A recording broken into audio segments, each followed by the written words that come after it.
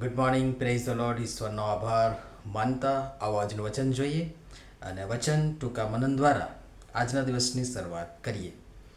જેથી તમે મકદોનિયા તથા અખાયાના સર્વ વિશ્વાસીઓને નમૂનારૂપ થયા. થેસલોનિકીઓને પહેલો પત્ર, તેનો પહેલો અધ્યાય અને 7મી કલમ. આજનો વિચાર. ખ્રિસ્તમાં અતિ પ્રિયવાલા મિત્રો, પ્રભુ ઈસુ ખ્રિસ્તના સુમધુર નામમાં આપ સર્વને સવારની પ્રેમભરી સલામ.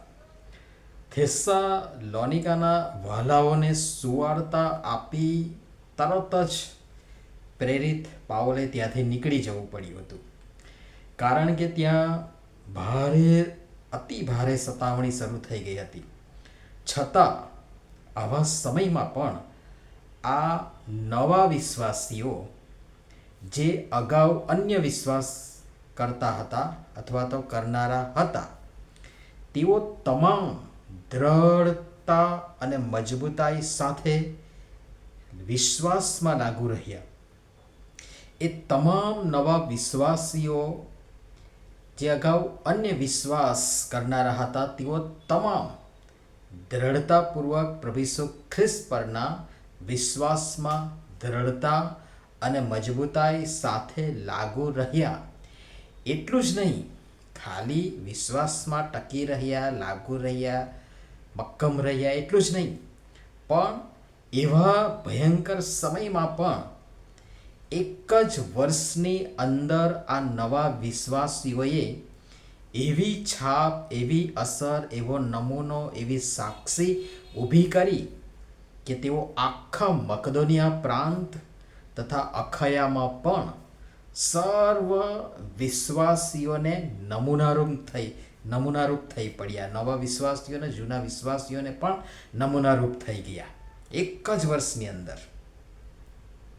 જેની નોંધ લેતા તેમના આવા વિશ્વાસની કદર સાથે પ્રેરિત પાઉલ તેમને ઉત્તેજન આપે છે. અને આજે આપણે વર્ષોથી અને કદાચ પેઢીઓથી વિશ્વાસી હોવાનો ગર્વ લઈએ છીએ, અને એમાં આપણે મંડળીઓમાં પણ છીએ અને કહેવડાવીએ પણ છીએ. કેટલીક મંડળીઓએ 1-2 શતક પૂરા કર્યા, સદી ફટકારી, પરંતુ આપણી અસર, આપણો નમૂનો, આપણી છાપ, આપણી સાક્ષી કેવી? વ્યસન, લડાઈ ઝઘડા, કુસંપ, વેર ઝેર, પક્ષાપક્ષી, ખેંચ તાણ, આપણે ખુદ અને આપણી મંડળીઓ આવી બધી બાબતોથી ખદબદે છે. આમાં થેસ્સાલોનિકાની માત્ર ગણતરીના મહિનાઓમાં, કારણ કે એક વર્ષની અંદર એટલે કે 12 મહિનાની અંદર આટલી પ્રોગ્રેસ છે, આટલી શું કહેવાય કે આટલો વિકાસ છે, એ માત્ર ગણતરીના મહિનાઓમાં અસ્તિત્વ ધરાવતી નવી મંડળીએ જે નમૂનો આપ્યો એની તો વાત જ શી કરવી. આપણી છાપ, આપણી અસર, આપણો નમૂનો, આપણી સાક્ષી એવી છે કે બહારની દુનિયા જેવો આપણને જોઈ છે, જેવો આપણો અભ્યાસ કરે છે, અવલોકન કરે છે, એના પર કેવી અસર પડે છે. તો આપ સર્વ ફિલ્મો વગેરે તો જોતા જ હશો, સિરિયલ, ટીવી, તો એમાં પણ એની અસર તમને જોઈ શકશો કે આપણને બતાવવા, એટલે સ્ત્રીઓને, યુવતીઓને જો બતાવવી હોય વિશ્વાસી અથવા તો ખ્રિસ્તી સ્ત્રી અથવા મહિલા અથવા યુવતી, તો ટૂંકા કપડાં અને ટૂંકા વાળ. પુરુષોને એટલે કે ખ્રિસ્તી વિશ્વાસી પુરુષોને અથવા તો યુવકોને બતાવવા હોય તો લગર વગર સૂટ બૂટ, ટાઈ, હેટ અને હાથમાં ચોક્કસ પ્રકારનું પાત્ર એટલે કે દારૂનો ગ્લાસ. અને વળી ગીત પણ કેવા વાગે, જૂના જમાનાનું જે એક ગીત, માઇકલ દારૂ પી કે દંગા કરતા હૈ. ભલે પછી આખી દુનિયા પીતી હોય, ધમાલ કરતી હોય, પણ નામ આપણું જ આવે. શું એકલો માઇકલ જ દારૂ પીને દંગો કરે છે?